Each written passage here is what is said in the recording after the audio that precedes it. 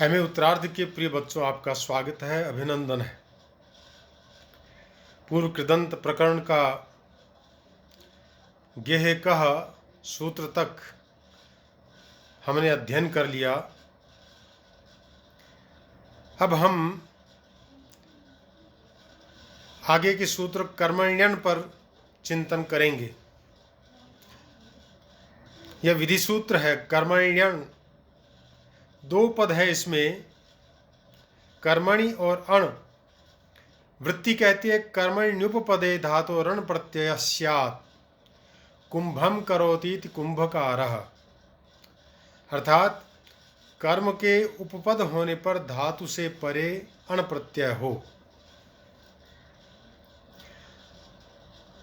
यहाँ पर एक विग्रह दिया है, कुंभम करोति इति कुंभकारः। या कुंभम शब्द द्वितीयांत है, क्योंकि इसको कर्म कारक होने के कारण से द्वितीय विभक्ति की प्राप्ति हुई है और क्री धातु से यहां पर अण प्रत्यय किया गया है। तो यहां पर स्थिति बनती है कुंभ अम क्री अण, क्योंकि कर्मण्यन सूत्र के द्वारा कुंभ के उपपद होने के कारण से क्री धातु को यहां पर अण प्रत्यय की प्राप्ति हो गई है। तो स्थिति बनती है कुंभ अम क्री अण। चूंकि यहां पर क्री धातु से परे हमने कर्मण्यन सूत्र के द्वारा अण प्रत्यय प्रदान किया है, वह कृत प्रत्यय है। इस कृत प्रत्यय के परे होने के कारण से कर्तृक कर्मणो कृति सूत्र के द्वारा इसको षष्ठी विभक्ति की प्राप्ति हो जाती है। तो कर्म अम क्री अण ये स्थिति थी, उसके स्थान पर कर्म ngस क्री अण ये स्थिति बन जाती है। अब यहां पर जो क्री धातु है उससे परे जो अण है उसके नकार की हलंत्यम सूत्र से संज्ञा हो जाती है और तस्य लोप से लोप हो जाता है। तो कुंभ ngस क्री अ ये स्थिति बन जाती है। ये जो अ है वास्तव में अण प्रत्यय और वह नकार की इत संज्ञा होने के कारण से णित हो गया है। इस णित प्रत्यय के परे होने के कारण से यहां पर इसको अचौणिति सूत्र के द्वारा वृद्धि प्राप्त हो जाती है, अर्थात क्री का जो री है उसको उरण रप्रह की सहायता से यहां पर हम वृद्धि कर देंगे तो आर बन जाएगा, अर्थात क्री की जगह कार अ ये स्थिति बन जाएगी। अब जो क है उसमें आर का आ मिला दिया, कार रेफ है उसमें अण का जो अ बचा हुआ है उसको मिला दिया तो कार, ऐसी स्थिति बन गई। अर्थात कुंभ ngस आर। अब इसकी ऐसी स्थिति में गतिकार को उपदानाम कृत भी सह समास वचनम प्राक सुमुत्पत्ते है, इस परिभाषा के बल से यहाँ पर उसको उपपद मतिंग सूत्र से उपपद समास की प्राप्ति हो जाती है। इसलिए उपपद समास की प्राप्ति होते ही यहाँ पर कृत तद्धित समासास सूत्र के द्वारा प्रातिपदिक संज्ञा होने के कारण से सुपो धातु प्रातिपदिक सूत्र के द्वारा सुप का लोप हो गया, अर्थात कुंभ ngस कार ये स्थिति थी तो यहाँ पर अब जो ngस है उसका लोप हो गया तो कुंभकार ये स्थिति बन गई। दोनों को मिला दिया कुंभकार। समासत्वात यहाँ प्रातिपदिक संज्ञा प्राप्त है, इसलिए यहाँ पर इसको सुप्रत्यय की प्राप्ति हो जाएगी प्रथमा विभक्ति के एक वचन में। तो कुंभकार सु का रुंत विसर्ग होकर के और बन जाएगा कुंभकारः। तो यह शब्द अण प्रत्यांत है। इसी प्रकार से शरलाभः यानी शरम लुनाति इति शरलाभः, भाष्यकार है भाष्यम करोति इति भाष्यकार है। इस प्रकार के सभी पदों की सिद्धि अण प्रत्यय लगने पर ही होगी, क्योंकि यहाँ पर सब जगह पर उपपद है। इसलिए यहाँ पर जो क्री धातु है उससे परे या जो लू धातु है उससे परे वहाँ पर अण प्रत्यय की प्राप्ति होकर के शरलाभः या भाष्यकार इस प्रकार के शब्दों का निर्माण होता है। प्रिय बच्चों, इसी क्रम में आगे हम एक सूत्र और लेते हैं। वह सूत्र है आतोनुपसर्गे का। वृत्ति कहती है आदंता धातुरनुपसर्गात् कर्मण्युपदेकः स्यात् अणोपवादः। यह अण का अपवाद सूत्र है।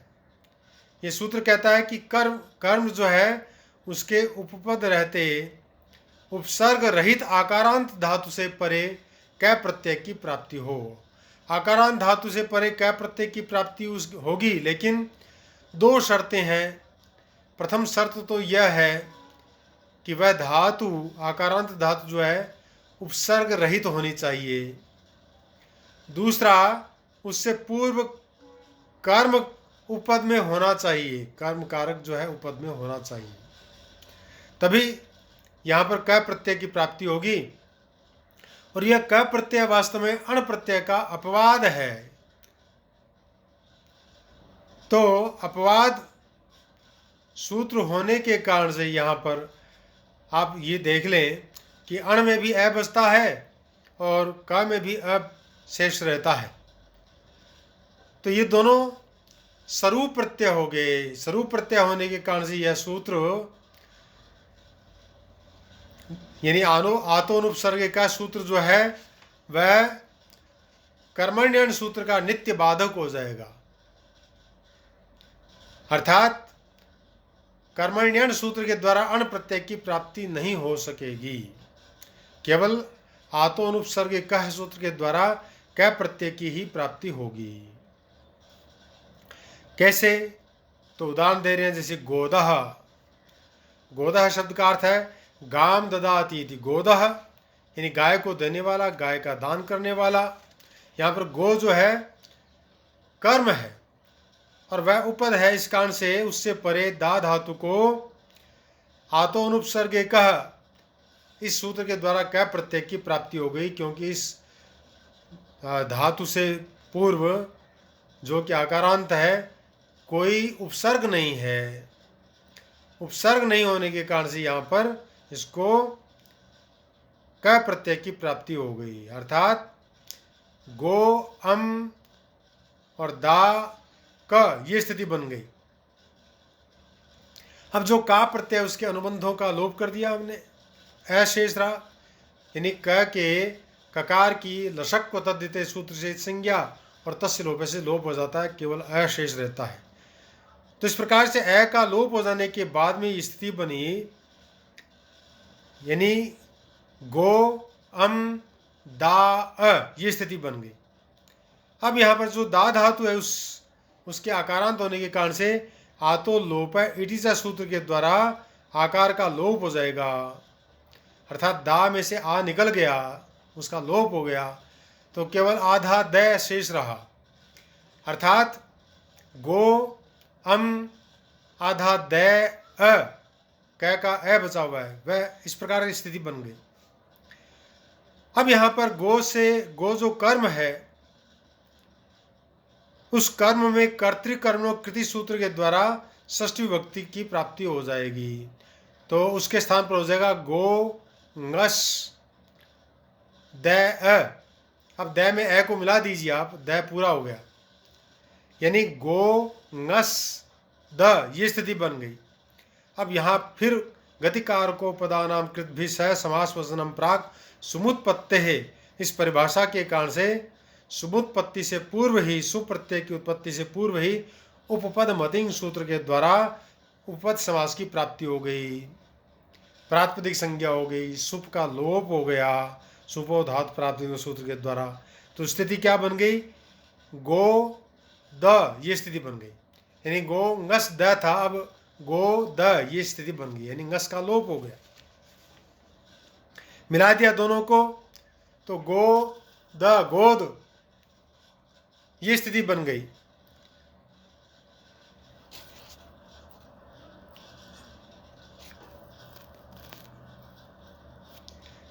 ये स्थिति बनने पर यहाँ पर फिर प्रातिपदिक संज्ञा और सु की प्राप्ति, सु का ऋंत विसर्ग हो गया और गोदह इस प्रकार का शब्द बन गया। प्रिय बच्चों, इसी प्रकार से हम धनदह को समझ ले, धनम ददाति इति धनदह, यानी धन अम दा क ये स्थिति बन जाए। फिर धन अम दा अ, फिर धन अम दा के आ का लोप हो जाएगा और उसमें ए मिल जाएगा कै का, तो धन अम द ये स्थिति बन जाएगी। अब यहाँ पर पुनः गतिकार को पदानाम कृत भी सह जो सूत्र है उसकी सहायता से उपद मतिंग सूत्र के द्वारा समास की प्राप्ति होगी और उससे पूर्व कर्तृकर्म कृति सूत्र के द्वारा अम के स्थान पर ngस आदेश हो जाएगा, तो स्थिति बन जाएगी धन ngस दा अ ये स्थिति बन जाए। अब दा के आ का लोप हो जाएगा तो द हो गया, उसमें ए मिला देने पर, तो धन ngस द ये स्थिति बन गई। अब यहाँ पर सुपो धातु प्रातिपदिक सूत्र के द्वारा सुप का लोप हो जाएगा, तो यहाँ पर इसको धन द ये स्थिति बन गई। मिला दिया धनद, इसकी प्रातिपदिक संज्ञा, सु की प्राप्ति, रुंतु विसर्ग हुआ और धनदह इस प्रकार से रूप बन जाएगा। तो धनम ददाति इति धनदह। इसी प्रकार से कंबलम ददाति इति कंबलदह, यहाँ पर भी कंबल अम दा को फिर यहाँ पर क प्रत्यय की प्राप्ति हो गई। तो कहने का मतलब ये है कि गोदह धनदह कंबलदह, यहाँ पर दा धातु से पहले गो धन और कंबल रूप उपपद यहाँ पर उपस्थित है। इस कारण से तथा दा धातु से पूर्व में कोई भी उपसर्ग नहीं है और आकारांत धातु है दा, इस कारण से क प्रत्यय की प्राप्ति होकर के ये तीनों रूप सिद्ध हो जाते हैं। लेकिन जब उपसर्ग पूर्व में होगा तो क्या होगा, ऐसा कहकर के अनुपसर्ग किम ये ऐसा कहा गया, तो वहाँ पर गो संदायः इस प्रकार से रूप बन जाएगा। अर्थात गो संदायः जो शब्द है वहाँ गाम संददाति इति गो संदायः, अर्थात गाय को देने वाला। यहाँ पर गो अम सम दा, यानी दा धातु से पहले यहाँ पर सम उपसर्ग है। इस कारण से यहाँ पर जो कै प्रत्यय है वह प्राप्त नहीं होगा। अर्थात आतो अनुपसर्ग कै सूत्र के द्वारा जो दा धातु है उसके आकारांत होने के बावजूद भी उसको कै प्रत्यय की प्राप्ति नहीं होगी, क्योंकि यहाँ पर उससे पूर्व उपसर्ग आ गया है। यद्यपि यहाँ पर कर्म भी है उपद के रूप में और दा आकारांत धातु भी है, लेकिन आकारांत धातु से पहले यहाँ पर उपसर्ग आ गया है सम। इस कारण से इसको कै की स्थान पर अण प्रत्यय की प्राप्ति कर्मण्यन सूत्र के द्वारा हो जाएगी और उसको पूर्ववत अण प्रत्यय की प्राप्ति होने पर अण के अणकार की संज्ञा और जो आपके ऋणित है उसके कारण से आतो युक सूत्र के द्वारा युक का आगम हो जाएगा और उपद मतिंग सूत्र के द्वारा उपद समास हो जाएगा और गो संदाय इस प्रकार का रूप बन जाएगा। इस प्रकार से प्रिय बच्चों, आपने अभी दो सूत्र पढ़े, कर्मण्यन और आतोनुपसर्गे का। तीसरा एक सूत्र और है जो कै प्रत्यय को प्रदान कर रहा है, वह है मूल विभुजादिभ्य कह।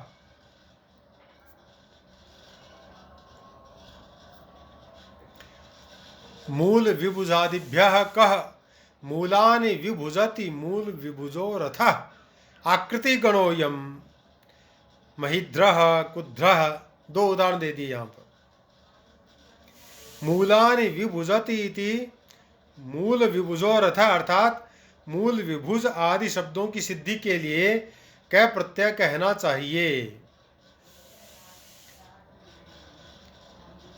यानी मूल विभुजो रथः, इसका मतलब क्या है, तो मतलब है मूलानि विभुजति इति मूल विभुजो रथ, यानी जो रथ वृक्षों की जड़ों को काट देता है, टेढ़ा कर देता है, ऐसा रथ। तो यहां पर जो मूल है वह उपद है, कर्म कारक में उपद है, और वि उपसर्ग पूर्वक भुज धातु को यहां पर कै प्रत्यय की प्राप्ति हो गई है मूल विभुजादिभ्य का सूत्र के द्वारा। तो स्थिति बन गई मूल अम की जगह पर आप सु जस अम और शश ऐसा हम कर लेंगे, शश प्रत्यय कर लेंगे। मूल शश वि भुज क, ये स्थिति बन जाएगी। अब कै के ककार की जो कि अनुबंध है उसका लोप हो जाएगा इत संज्ञा होकर के, लशक को तद्धिते सूत्र से संज्ञा और तसिल से लोप, तो कित हो गया। इस कित प्रत्यय के परे होने के कारण से जो लघुपद गुण की प्राप्ति हो रही थी उसका निषेध हो गया किंकितिचा सूत्र के द्वारा, और कृद्योग में षष्ठी विभक्ति हमने यहाँ पर प्राप्त कर ली कर्तृकर्मणो कृति सूत्र के द्वारा। तो मूल आम विभुज इस प्रकार की स्थिति बन जाएगी, यानी विभुज अ, कै का जो है वह यहाँ पर प्राप्त है, उस कै के अ को हम जय के अंदर मिला देंगे, तो मूल आम विभुज इस प्रकार की स्थिति हो जाएगी। या फिर उपपद मतिंग सूत्र के द्वारा उपपद समास की प्राप्ति हो जाएगी, और पूर्ववत प्रातिपदिक संज्ञा सु की प्राप्ति, सु का रुंत विसर्ग होकर के मूल विभुजा यह प्रयोग सिद्ध हो जाएगा। यह आकृतिगण का शब्द है, यानी मूल विभुज आदि जो शब्द है वे आकृतिगण के शब्द हैं, ऐसा हमें समझना चाहिए। इसका कहीं पर परिगणन नहीं किया गया है, और आकृति से इस प्रकार के शब्दों की पहचान होती है, उस गण की पहचान होती है। तो जहाँ कहीं कै प्रत्यय किया गया हो पर वह किसी सूत्र या वचन से विधान न किया गया हो, तो उसे ऐसा समझ लेना चाहिए कि यह मूल विभुज आदि के गण के अंतर्गत आता है। तो प्रिय बच्चों, इस प्रकार से हमने ये सूत्र आपके सामने रख करके और ये बताया कि किस प्रकार से मूल विभुजादिभ्य का सूत्र के द्वारा कै प्रत्यय की प्राप्ति होती है। इसी प्रकार से दो शब्द और दिए, महिद्रह, महिम धरती इति महिद्रह, यहाँ पर भी मही अम और ध्री को कै प्रत्यय की प्राप्ति होकर के बाकी समास की प्राप्ति और होकर के महिद्रह ये रूप बनेगा, अर्थात पृथ्वी को धारण करने वाला पर्वत। इसी प्रकार से दूसरा शब्द है कुद्रह, कुम धरती इति कुद्रह, कु कहते हैं पृथ्वी को, यानी कुम पृथ्वीम धरती इति कुद्रह, यह भी पर्वत का ही वाचक है। तो इस प्रकार के शब्दों की सिद्धि मूल विभुजादिभ्य का सूत्र के द्वारा होगी, अर्थात कै प्रत्यय प्राप्त होने पर ही होगी। तो हम इस प्रकरण को आज यहीं समाप्त करते हैं। आगे के सूत्रों को लेकर के हम फिर उपस्थित होंगे। तब तक के लिए जय तो भारतम, जय तो संस्कृतम।